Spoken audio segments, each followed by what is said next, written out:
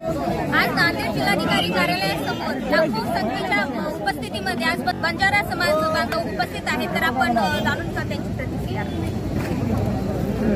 काय सांगणार आहात? आज प्रचंड मोठा मोर्चा आपण आपल्या डोळ्याने बघितलाय. आम्ही सांगत होतो 3 लाख एसपी साहेब म्हणले ते 3 लाख कसे येतील साहेब, तुम्ही गाड्या दिल्या नाही, घोड्या दिल्या नाही, पण 3 लाखापेक्षा जास्त बंजारा समाज या ठिकाणी रस्त्यावर उतरलं. एसटी प्रवर्गाची मागणी आहे, 100% आम्हाला खात्री आणि विश्वास आहे. कारण आता ही आग नुसता तांड्यावाड्यापासून पेटलेली आहे, घरातून पेटलेली आहे. गरीब माणसे या ठिकाणी स्वतःचे पैसे घेऊन या ठिकाणी आले आहेत. मला आशा आणि खात्री आहे, कारण देशामध्ये मागच्या 100 वर्षापासून आम्ही मागणी मागतो.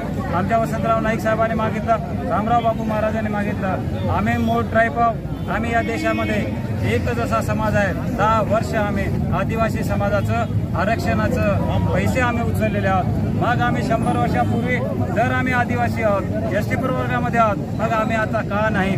ह्याच रास्त मागणीसाठी हैदराबाद गॅजेटियरमध्ये बंजारा समाजाचं नाव हा एसटी प्रवर्गामध्ये आहे. म्हणून महाराष्ट्र सरकारने मराठा बांधवांना जे आरक्षण दिलं आहे त्याच धर्तीवर त्याच निकषाला लावून आम्हाला या एसटी प्रवर्गामध्ये या ठिकाणी आरक्षण द्यावं. आणि आम्ही एसटी प्रवर्गातले 7% आरक्षण मागत नाही, त्यांचं आरक्षण आम्हाला मागायचं नाही. देशातला संपूर्ण बंजारा समाजाचं आपण या ठिकाणी जनगणना करावी आणि बंजारा समाजाला स्वतंत्र 5% आरक्षण बी प्रवर्गामध्ये, एसटी ए हा मूळ एसटी प्रवर्ग आणि बी हा बंजारा प्रवर्ग असं करून जर आपण आरक्षण दिलं कोणालाही त्रास होणार नाही. मला खात्री आणि विश्वास आहे. मराठा समाजाने आम्हाला पाठिंबा दिला, या महाराष्ट्रातल्या 60 आमदारांनी आम्हाला पाठिंबा दिले, या महाराष्ट्रातला बंजारा सोडून इतर समाजाने 7 खासदारांनी आम्हाला पाठिंबा दिला. येणाऱ्या 1 महिन्यामध्ये जवळपास 99% आमदार खासदार आम्हाला पाठिंबा देतील आणि आम्ही मजबूर करू सरकारला आणि ते त्या ठिकाणी ठराव पास होईल. ठरावापासून केंद्राकडे जाईल.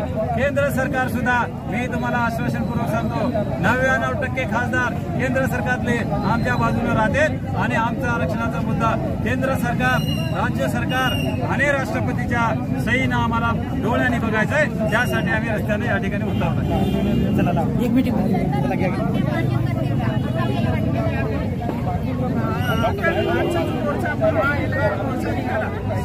बंजारा समाजाचा आणि स्वयंपूर्तीनं कोणी गाडी लावलं नाही, कोणी काही नाही, स्वयं खर्चाने आलेला हा समाज रस्त्यावर आला.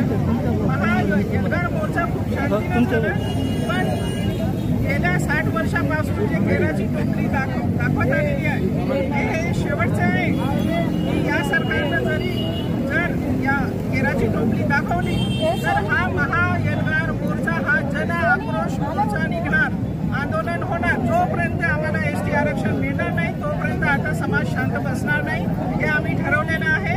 कारण परिस्थितीनुसार जर पाहिलं तर तांड्याची परिस्थिती खूप खराब आहे. सरकारने या गोष्टीकडे लक्ष द्यायला पाहिजे. नाही दिलं तर त्याचे परिणाम वाईटच होतील. शेवटचं सरकारला सांगणं आहे, दुसरं काय.